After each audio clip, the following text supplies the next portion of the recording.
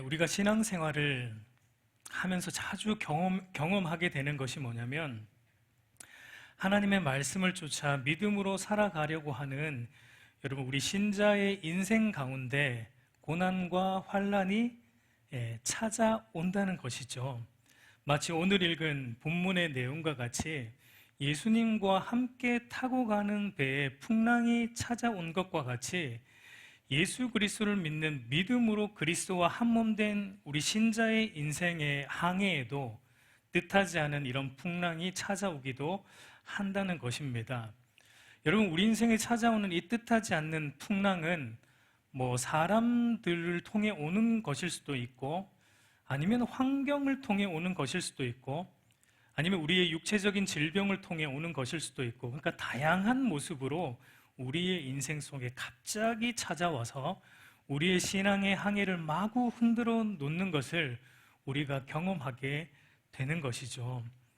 여러분, 성경을 보면은 우리 주님께서 저와 여러분들에게 반드시 주시겠다고 약속하신 것들이 있습니다.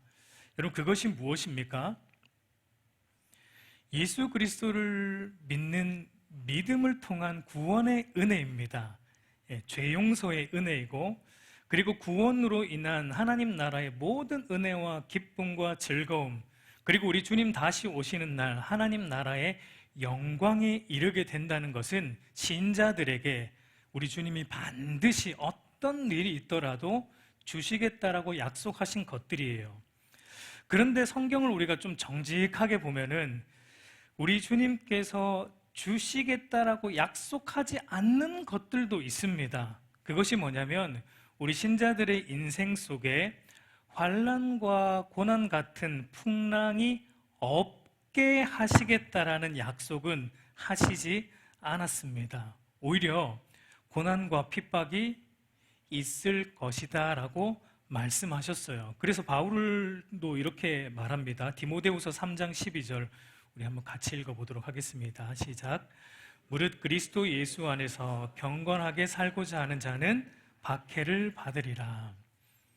경건하게 살고자 하는 자에게 우리 주님은 박해가 있다라는 조금 우리 편에서는 뭔가 조금 깨름직한 말씀을 하고 계세요. 여러분, 우리는 사실 늘 반대의 상황을 꿈꾸지 않습니까? 경건하게 사는 신자들의 인생에 하나님께서 더 이뻐해 주시고, 그리고 그런 고난과 박해를 더 거두어 가 주시는 그런 것을 우리는 상상을 해요. 마치 영화의 주인공 같은 인생을 여러분 우리가 꿈꾸어요. 여러분, 영화를 보면은 아무리 총알이 빗발치는 현장에서도 주인공은 어떻습니까? 절대 죽지 않습니다. 모든 총알과 포탄이 어떻게 주인공만 그렇게 피해가는지 주인공은 절대 안 죽어요. 마치 우리 그리스도인들도 예수 믿는 인생을 조금 그렇게 생각할 때가 있는 것 같아요. 예수 믿는 인생이라면 우리 인생의 고난이라든지 풍파라든지 이런 총알들은 전부 비껴갈 것이다라는 우리가 생각을 좀 해보지만 사실은 그렇지 않아요. 어쩌면 믿지 않는 자들보다 믿는 자들에게 더 많은 인생의 풍랑이 오는 것을 우리는 성경을 통해서도 보게 되고 저와 여러분들의 인생을 통해서도 경험하게 되는 것이죠. 그래서 어쩌면 저와 여러분들도 오늘 이 제자들의 모습과 같이 왜 우리가 죽게 된 것을 돌보지 않습니까? 라고 주님께 소리쳤던 적이 한두 번이 아니었던 것 같아요. 여러분, 제 인생도 조금 돌아보면은 물론 여러분들처럼 더 많은 세월을 살아가진 못했지만 그래도 저의 이 짧은 인생을 돌아보면 저도 그런 얘기를 참 하나님께 많이 했던 순간들이 있었던 것 같아요. 언제 제일 제가 그 소리를 쳤냐면 제가 미국에 있을 때 아마 여러분들에게도 얘기했던 것 같은데 1년 정도 페인트 일을 할 때가 있었습니다. 그래서 하루는 중국인 교회 페인트 칠 작업을 하고 있을 때였습니다. 보통 여러분 페인트 칠 해보신 분들은 알지만 페인트 칠하기 전에 먼저 하는 작업이 있어요. 먼지 제거, 거미줄 제거 이런 거를 먼저 해야 되는데 그 천장, 그 중국인 교회 예배당이죠. 이런 예배당이에요. 그러니까 천장 높이가 이거보다 조금 더 높았던 것 같아요. 그러니까 이거보다 조금 더 높은 천장의 높이에 제가 긴 일자 사다리를 세워놓고 그 꼭대기에 서서 이제 먼지를 털고 있을 때 갑자기 사다리가 빠지면서 그대로 제가 일자로 떨어져서 두 다리가 이제 골절된 경우가 있었어요. 그래서 두 다리를 깁스해야 되는 상황에 처했었는데, 그때 저희가 이제 첫째가 막 태어났을 때였고, 저희 집사람은 일하지 못할 때였고, 그러니까 제가 이제 버는 것으로 생활을 할 때였는데, 그때가 저희가 이제 미국에서 살던 10년 중에 가장 힘든 순간이 아니었나. 그때 제가 속으로 이 질문을 많이 했습니다. 하나님, 왜요? 왜요? 왜 이렇게 하십니까? 라는 질문을 그때 참 많이 했는데, 지나고 보니까 왜요라는 질문을 하나님께서는 그렇군요로 바꾸시는 것을 지나고 나서 깨달았습니다. 여러분, 사실은 간단합니다. 우리 인생에 찾아오는 이런 풍랑의 종류와 모습은 다를지라도 모든 풍랑은 아무런 의미가 없이 우리에게 오지는 않습니다. 그 풍랑 속에는 분명한 우리 주님의 목적이 있다는 거예요. 여러분, 오늘 본문을 통해 우리 주님께서 우리 인생 속에 일어나는 풍랑을 통해서 우리 안에 만들어내고자 하시는 것이 무엇인지를 오늘 우리가 조금 살펴보고자 하는데, 결론부터 말씀드리면, 여러분, 우리 인생에 찾아오는 그 수많은 풍랑을 통해 주님께서 우리 안에 만들어내고자 하는 결국은 뭐냐면 믿음이라는 것입니다. 참된 믿음을 만들어내고자 하시는 거예요. 여러분, 주님은 풍랑으로 인해 두려워 떨고 있는 제자들에게 오늘 뭐라고 말씀하십니까? 우리 40절 말씀을 다시 보면, 이에 제자들에게 이르시되 어찌하여 이렇게 무서워하느냐, 너희가 어찌 믿음이 없느냐라고 말씀하세요. 그러니까 풍랑으로 인해 주님께서 제자들에게 믿음을 꾸짖고 있는 것을 보게 되는데, 그 말은 이 풍랑은 무엇과 연관이 있다는 얘기입니까? 믿음과 연관이 있다는 얘기예요. 우리가 뒤에서 자세히 보겠지만 오늘 이 본문에 나오는 풍랑은 자연적인 풍랑은 아닙니다. 사실 이 풍랑은 사탄이 배후에서 일으켰던 풍랑인 것을 우리가 볼 수 있고, 물론 이것은 모든 것이 하나님의 주권 아래 있기 때문에 실은 이 풍랑도 그런 점에서는 우리 주님께서 의도하신 풍랑이다라는 것을 우리는 알 수 있습니다. 여러분, 그 이유는 뭐냐면 바로 제자들의 믿음을 테스트하기 위한 풍랑이었다라는 것을 우리는 알 수 있어요. 그러니까 여러분, 우리 인생에 찾아오는 풍랑이라는 것은 우리의 믿음을 달아보는 저울과 같은 거예요. 우리 인생에 찾아오는 이런 모양 저런 모양 여러 가지의 풍랑은, 그러니까 우리의 믿음이 지금 어떤 형태인지 믿음의 현 주소를 하나님이 체크하는 리트머스 시험지와 같다라는 것입니다. 여러분, 그래서 사도 베드로도 이런 말을 해요. 베드로전서 4장 12절 우리 한번 같이 읽도록 하겠습니다. 시작. 사랑하는 자들아, 너희를 연단하려고 오는 불시험을 이상한 일 당하는 것 같이 이상히 여기지 말고. 불시험이 우리 인생 가운데 오면은 이상하게 여기지 말라는 거예요. 여러분, 그 말은 우리 성도의 인생에 불시험이 있다 없다 합니까? 있다는 거예요. 근데 그 불시험을 하나님이 허락하시는 이유가 뭐라고 말합니까? 우리를 연단하기 위함이다. 더 정확하게 말해서 우리의 믿음을 연단하기 위해서 하나님은 그 불시험을 사용하신다라는 것입니다. 여러분, 그래서 오늘 이제 본문을 보면은 이렇게 시작을 하죠. 그날 저물 때라는 시간과 그리고 저편으로 건너가자라는 장소의 이동으로 시작을 해요. 35절을 다시 보면 그날 저물 때에 제자들에게 이르시되 우리가 저편으로 건너가자. 여러분, 우리가 여기에서 이제 생각해 보아야 하는 것은 그날 저물 때, 그러면 그날이 저물기 전에 어떤 일이 있었는가를 우리가 한번 생각해 봐야 됩니다. 그날 저물기 전, 이 날이 밝을 때 우리 주님이 무슨 일을 행하셨고, 그리고 왜 저편으로 건너가자라고 말씀하고 있는지를 우리가 먼저 좀 살펴봐야 되는데, 첫 번째로 그날 밝을 때, 저물기 전 그날 밝을 때 우리 주님이 무슨 일을 하셨냐면, 그것은 마가복음 3장 13절부터 4장 34절 이 앞절까지의 내용을 말하고 있습니다. 간단하게 정리하면 이런 거예요. 예수님께서 수많은 무리들 가운데 12제자를 택하시고 부르셨습니다. 그리고 그 제자들에게 여러 가지 비유를 통해 하나님 나라에 대한 가르침을 주셨습니다. 하나님 나라의 시작이 미약해 보이지만, 그리고 하나님 나라가 이런저런 공격을 받게 되겠지만, 그러나 하나님 나라는 반드시 승리한다라는 것을 제자들에게 가르치신 것입니다. 요한계시록의 전체 주제처럼 이 세상은 마치 우리 눈으로 볼 때 이 세상이 흥왕하는 것 같지만, 그러나 실은 이 세상은 점점점 어떻게 되어가고 있는 거예요.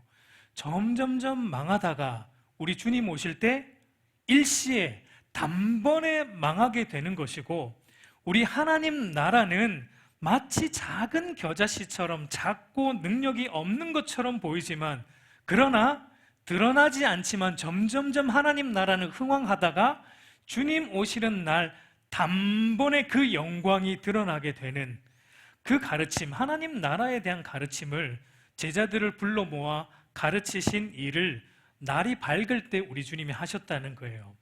그리고 이제 저녁이 어두워졌을 때 우리 주님이 이제 제자들에게 저편으로 건너가자라는 말씀을 하고 있어요. 여러분, 그러면 저편이 어디입니까? 그것은 이제 마가복음 5장 1절을 보면은 그 저편이 어딘지 나오는데, 마가복음 5장 1절을 보면 예수께서 바다 건너편 거라사인 지방에 이르러라고 말합니다. 그러니까 예수님께서 지금 제자들이 가자고 하시는 장소가 어디냐면 이방 거라사인 지역입니다. 이방 땅으로 가자는 거예요. 왜 예수님께서 이제 갑자기 하나님 나라에 대해 가르치다가 저녁에 이방 땅으로 넘어가자라고 제자들에게 말씀하고 있는 이유가 뭡니까? 예수님이 지금껏 뭘 가르쳤습니까? 하나님 나라가 지금 이 땅에 도래했고, 하나님 나라가 비록 겨자씨처럼 미약하게 시작하지만 그 나라가 점점점 커지고 왕성해진다, 승리한다, 이걸 가르쳤습니다. 그리고 이방 땅으로 가자라는 말은 지금 이방 땅에도 뭐가 이루어지고 있다라는 것을 보자라는 것이죠. 이방 땅에도 하나님 나라가 어떻게 이루어지고 있는지, 하나님 나라가 어떻게 자라고 있는지 보러 가자라고 지금 말씀하고 있는 거예요. 그러니까 주님께서 오전에는 지금 제자들을 이론적으로 하나님 나라에 대해 교육을 시키셨고, 이제 저녁에 되어서 이방 땅에 가서 뭐 하자는 겁니까? 실습하자는 거예요. 하나님 나라가 어떻게 전파되고 어떻게 승리하는지 실습으로 보러 가자라고 말씀하고 있는 겁니다. 여러분, 우리 주님은 저와 여러분 안에 있는 이 믿음이 이론적인 것에 그치는 것을 원치 않아요. 끊임없이 실습을 통해서 우리 안에 있는 이 믿음이 자라기를 원하십니다. 여러분, 그 실습 현장이 어디냐면 바로 풍랑을 만난 우리의 삶의 현장이라는 것입니다. 마가복음 4장 36절을 보면 그들이 무리를 떠나, 이제 떠나요, 예수를 배에 계신 그대로 모시고 가매 다른 배들도 함께 하더니라고 말합니다. 예수님을 배에 계신 그대로 모시고 갔다라고 말하고 있습니다. 여러분, 이 말은 뭐예요? 예수님이 배에 계신 그대로 모시고 갔다라는 말은 예수님은 지금 오전부터 저녁까지 어디에 계셨다는 얘기입니까? 배 안에 계속 계셨다는 얘기예요. 4장 1절을 보면은 이렇게 말합니다. 예수께서 다시 바닷가에서 가르치시니 큰 무리가 모여들거늘 예수께서 바다에 떠있는 배에 올라 앉으시고 온 무리는 바다 육지에 있더라. 그러니까 예수님께서 오전에 그 바다에 떠있는 배 위로 올라 앉으시고 하나님 나라에 대해 비유로 계속 저녁 될 때까지 가르치셨다라는 것을 말하고 있습니다. 그러니까 잠시 쉴 틈도 없이 예수님은 바로 이제 그 하나님 나라가 어떻게 이루어지는지 우리가 이방 땅에 가서 제자들에게 보러 가자라고 말씀하고 있는 거예요. 그러자 제자들도 여기에 동요해서 바로 배를 출항시키고 있는 것을 보게 됩니다. 여러분, 이것을 통해 우리가 뭘 볼 수 있냐면 지금 제자들 안에도 하나님 나라가 이루어지는 것에 대한 뭐가 있다라는 겁니까? 기대가 있고 하나님 나라가 어떻게 자라는지를 보고 싶어하는 그 마음으로 가득 차 있다라는 것을 우리는 알 수 있습니다. 그런데 여러분, 문제는 뭐냐면 이제 그 지역으로, 거라사 지역으로 하나님 나라가 자라가는 그 일을 보러 가는 일에 무엇을 만났다라는 것입니까? 풍랑을 만났다는 거예요. 우리 37절을 보면 큰 풍랑이 일어나며 물결이 배에 부딪혀 들어와 배에 가득하게 되었더라. 여러분, 한번 생각해 보세요. 저편으로 건너가자라고 말씀하신 분이 누구입니까? 예수님이에요. 제자들이 아닙니다. 예수님께서 이제 하나님 나라가 이루어지고 있는데 이방 땅에도 하나님 나라가 올 것인데 그 하나님 나라의 승리를 우리가 이방 땅으로 보러 가자라고 말씀하신 분은 예수님입니다. 예수님이 가자고 해서 지금 제자들도 흔쾌히 따라가고 있는 겁니다. 여러분, 그러면 예수님이 가자라고 한 길이라면 그 길에 풍랑이 와야 돼요? 안 와야 됩니까? 어찌 보면 안 오는 것이 맞아요. 그런데 아이러니하게도 예수님께서 가자고 하신 그 길에도, 예수님과 함께 동행하는 그 길에도 큰 풍랑이 찾아오게 되는 것을 보게 돼요. 그런데 여러분, 더 이상한 건 뭡니까? 우리 주님이 뭐 하고 계세요? 주무시고 있다는 것입니다. 여러분, 주님께서 이 모든 상황을 모르실까요? 다 아시는 전지하신 분이신데 아무것도 모른 채 그저 주무시고 있다라고 성경은 우리에게 말합니다. 여러분, 이것은 뭔가 주님께서 의도하고 있는 것이 있다라는 거예요. 주님의 의도는 계속 분명합니다. 처음부터 드러났습니다.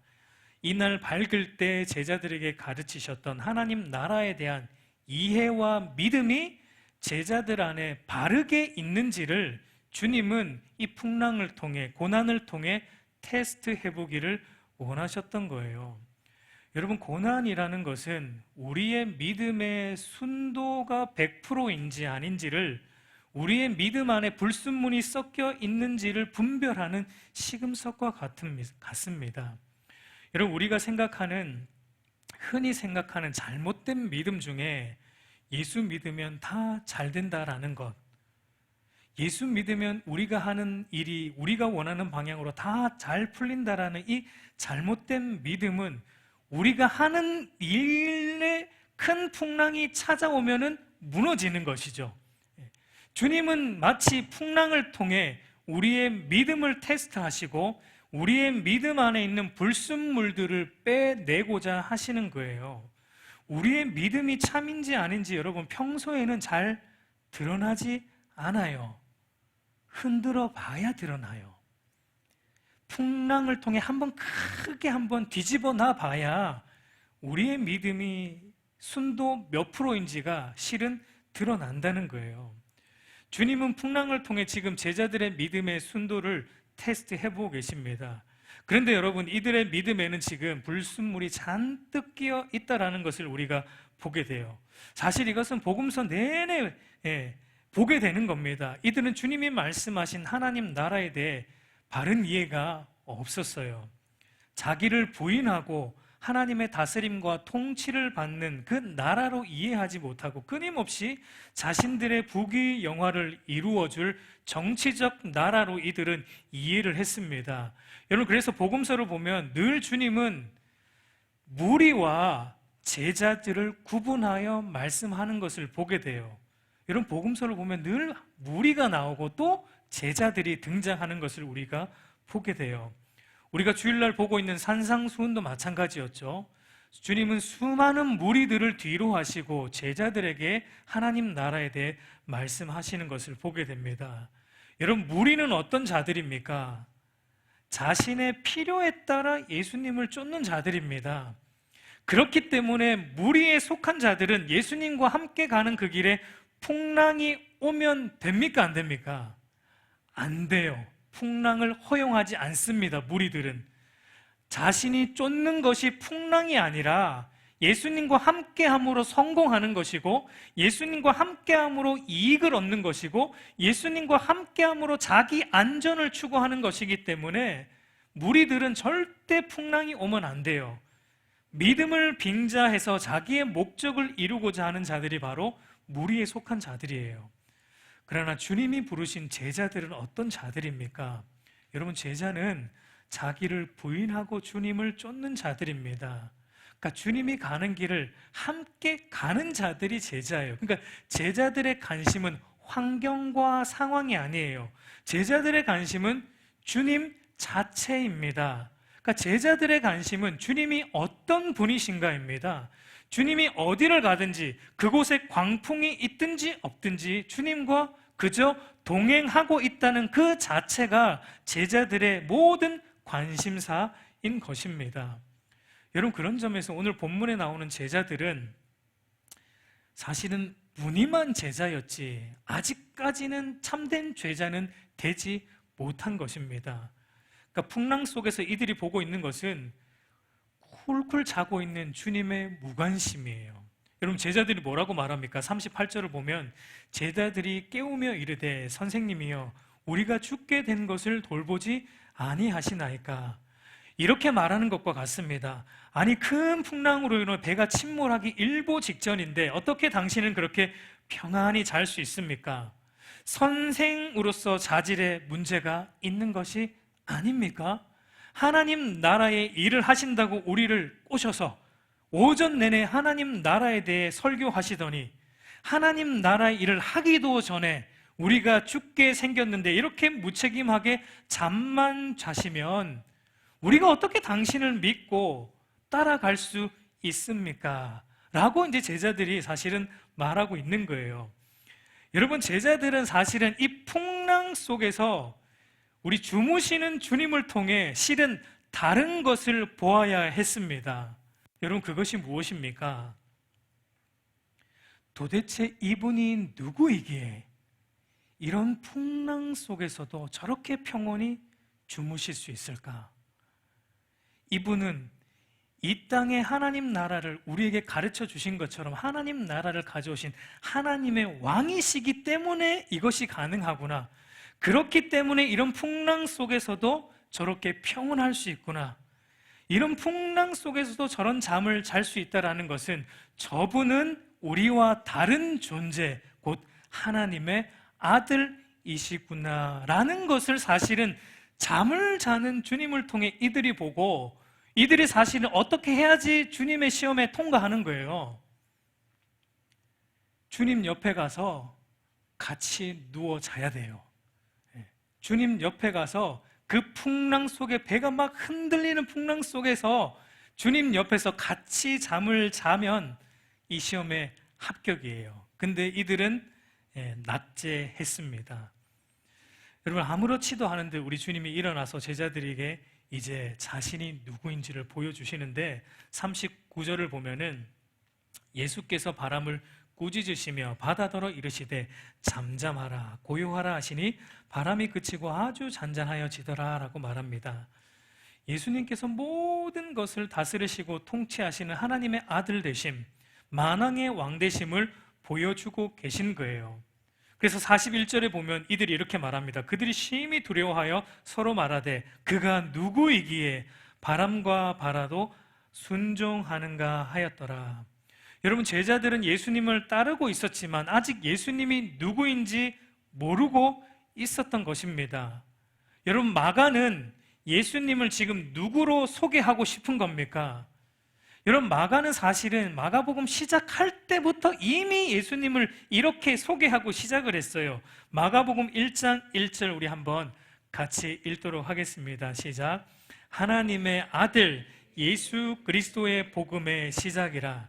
그러니까 마가는 시작하면서부터 예수님을 누구로 소개하냐면 하나님의 아들이라는 것입니다. 여러분, 하나님의 아들이라는 것은 어떤 의미냐면 하나님과 동등된 분으로서 이 땅에 오신 메시아라는 의미입니다.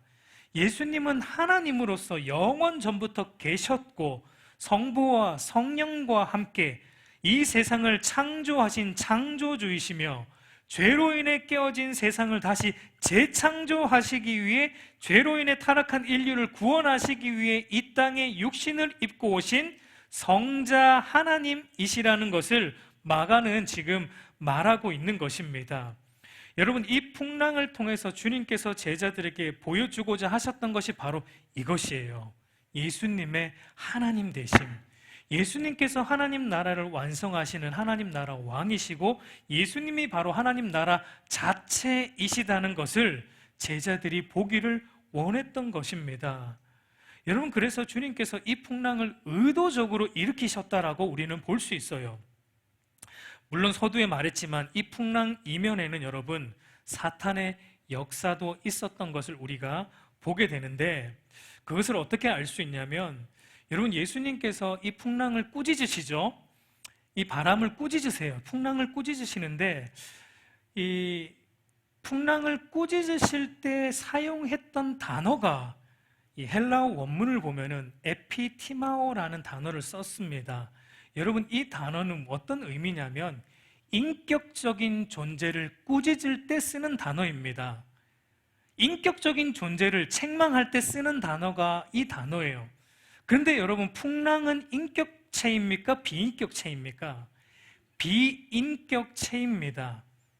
여러분, 그렇다면 인격체를 꾸짖는 데 쓰는 단어를 비인격체에게 쓰셨다면 여러분, 뭔가 주님께서 의도하고 계신 것이죠. 여러분, 그것은 마가복음 안에 다른 내용을 좀 살펴보면은 그 의미가 더 명확해지는데, 여러분, 이 단어 에피티마오라는 단어를 마가는 마가복음 안에서 총 5번을 쓰는데 오늘 본문을 제외하고 4번을 쓰는데, 그 4번 전부 다 무엇과 연관이 있냐면은 사탄을 꾸짖으실 때 이 단어를 다 쓰셨어요. 한번 찾아보면 마가복음 1장 25절 26절 우리 한번 같이 읽어볼게요. 시작. 예수께서 꾸짖어 이르시되 잠잠하고 그 사람에게서 나오라 하시니 더러운 귀신이 그 사람에게 경련을 일으키고 큰 소리를 지르며 나오는지라. 또 마가복음 3장 11절과 12절 함께 읽습니다. 시작. 더러운 귀신들도 어느 때든지 예수를 보면 그 앞에 엎드려 부르짖어 이르되 당신은 하나님의 아들이나이다. 예수께서 자기를 나타내지 말라고 많이 경고하시니라. 마가복음 8장 33절 예수께서 돌이키사 제자들을 보시며 베드로를 꾸짖어 이르시되 사탄아 내 뒤로 물러가라. 내가 하나님의 일을 생각하지 아니하고 도리어 사람의 일을 생각하는도다. 우리 마가복음 9장 25절 같이 읽습니다. 시작. 예수께서 무리가 달려와 모이는 것을 보시고 그 더러운 귀신을 꾸짖어 이르시되 말 못하고 못 듣는 귀신아 내가 내게 명하노니 그 아이에게서 나오고 다시 들어가지 말라 하시매. 그러니까 이 단어가 하나같이 어디에 쓰이냐면 사탄을 꾸짖을 때 주님이 이 단어를 쓰셨다는 겁니다. 그런데 지금 풍랑을 꾸짖을 때 똑같은 단어를 쓰고 있다는 것은, 그러니까 이 풍랑을 누가 일으켰다라는 것입니까? 바로 사탄이 이 풍랑을 의도적으로 일으켰다라는 것을 본문이 말해주고 있습니다. 사탄이 왜 일으킵니까? 바로 하나님 나라가 이루어지는 이 일을 방해하기 위해서 사탄이 풍랑을 일으키고 있다라는 것을 말하고 있습니다. 그리고 이것이 또 의도적인 풍랑이라는 것을 또 말해주고 있는 또 다른 근거가 뭐냐면 우리 36절 말미에 나오는 표현입니다. 36절 말미에 뭐가 나오냐면 다른 배들도 함께 하더니라는 표현이 나와요. 여러분, 이 배들에 대한 언급은 딱 여기에만 나오고 뒤에는 나오지 않습니다. 이 배들이 어떻게 됐는지, 이 배들은 어떤 배인지 아무런 정보를 주지 않습니다. 단지 출발할 때만 예수님이 탄 배와 함께 다른 배들도 함께 갔다라는 출발할 때의 정보만 주고 사라지는 배들이에요. 그러니까 그 말은 이 출발할 때의 상황을 어떠한 상황인지에 대한 정보를 주기 위해 등장하는 엑스트라와 같은 역할을 하고 있다라고 볼 수 있습니다. 어떤 정보를 주고자 하는 것입니까? 여러분, 예수님의 제자들의 직업군 대부분이 어떤 직업의 대부분이 어떤 것입니까? 어부입니다. 그러니까 뱃사람들이에요. 그러니까 배에 대해서는 베테랑들이고, 여러분 뱃사공들은 날씨에 또 베테랑들입니다. 이 날의 날씨가 배를 띄워도 되는 날씨인지 배를 띄우면 안 되는 날인지 이들은 너무 잘 알죠. 이 날의 바람이라든지 습도라든지 이런 모든 것을 통해 이 날은 배를 띄워도 되는 날이다라는 것을 잘 아는 아주 베테랑 중에 베테랑들이에요. 그러니까 여러분, 예수님이 탄 배와 동시에 또 많은 배들도 함께 갔다라는 것은 이 날은 풍랑이 있는 날이다, 없는 날이다. 없는 날이다. 자연적인 풍랑이 없는 날이다라는 것을 지금 성경은 우리에게 다른 배들도 함께 갔다라는 것을 통해 이 풍랑은 자연적인 풍랑이 아니다라는 정보를 우리에게 주고 있는 거예요. 그러니까 이 풍랑은 자연적인 풍랑이 아니라 사탄이 의도적으로 이 제자들을 공격하고 하나님 나라 일을 방해하기 위해 일으킨 의도적인 풍랑이고, 우리 주님께서 그것을 사용하셔서 도리어 제자들에 대한 믿음의 훈련을 시키고 있다라는 것을 우리는 보게 되는 거예요. 여러분, 여기서 우리가 하나 보는 것은, 여러분, 우리 인생에 찾아오는 그 수많은 풍랑들 가운데 대부분 많은 부분들은 우리의 믿음을 방해하고자 하는 사탄이 일으키는 풍랑이다라는 것을 우리는 생각해야 됩니다. 여러분, 저와 여러분들의 신앙생활에 이런 영적인 텐션이 항상 있습니다. 우리가 인식하고 살아야 돼요. 저와 여러분들이 경건하게 살고자 마음을 굳게 먹으면 제일 긴장을 하고 바쁘게 움직이는 존재가 사탄이에요. 여러분, 저와 여러분들이 하나님 말씀을 내가 꼭 보리라 하면은 꼭 어떻게 됩니까? 말씀을 안 보게 되는 어떤 상황이 연출이 됩니다. 내가 이번 주는 꼭 새벽 예배를 나가리라 하면은 이상하게 잠이 더 와요.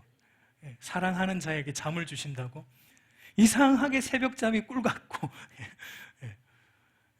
그러니까 믿음의 결단을 하면 할수록 여러분 이상하게 의도치 않은 풍랑이 일어나는데, 우리가 봐야 돼요. 그 이면에는 여러분 사탄이 우리의 믿음을 방해하고자 하는 의도된 풍랑이라는 것을 우리가 영적으로 깨어 있어서 그것을 늘 직시해야 되는 것입니다. 여러분, 어쨌든 주님은 자연 만물이든 사탄이든 모든 것을 다스리시고 통치하시는 하나님의 아들이자 만왕의 왕이신 것을 제자들에게 보여주고 있는 것입니다. 그 제자들에게 믿음을 훈련시키고 있는데, 믿음은 어떠한 풍랑 속에서도 어떠한 상황 속에서도 예수님의 하나님의 아들 되심과 왕 되심을 의심하지 않고 신뢰하는 것임을 보여내고 있는 것입니다. 여러분, 믿음은 내가 교회를 얼마나 다녔나? 거기에 달려있지 않아요. 믿음은 나의 직분이 무엇인가? 그것으로 증명이 되지도 않습니다. 믿음은 우리의 인생의 풍랑 속에서 내가 예수님을 어떤 분으로 만나고 있는가로 결정이 되는 것입니다.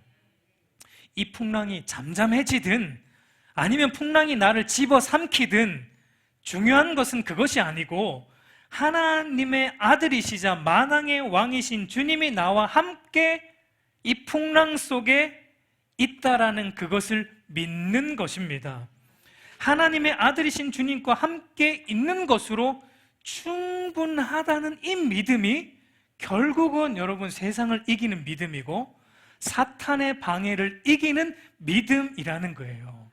사탄은 이 믿음을 방해하고자, 그러니까 사탄은 우리의 믿음을 방해하고자 풍랑을 통해서 우리의 믿음의 시선을 예수님의 하나님 아들 되심이 아니라 끊임없이 풍랑을 보게 하고자 사탄은 그 풍랑을 일으킨다는 거예요. 여러분, 그렇게 되면 우리가 사탄에게 지는 거예요. 그러나 풍랑 속에서 우리가 믿음의 주체이신, 믿음의 주요 온전케 하시는 인 예수님에게 계속 주목하고 있으면 사탄은 좌절하는 거예요. 얘는 안 되겠다. 그러고 떠나가는 것입니다. 여러분, 그래서 사도 요한이 이렇게 말하는 거예요. 요한일서 5장 4절 같이 읽습니다. 시작. 무릇 하나님께로 난 자마다 세상을 이기느니라. 세상을 이기는 승리는 이것이니 우리의 믿음이니라.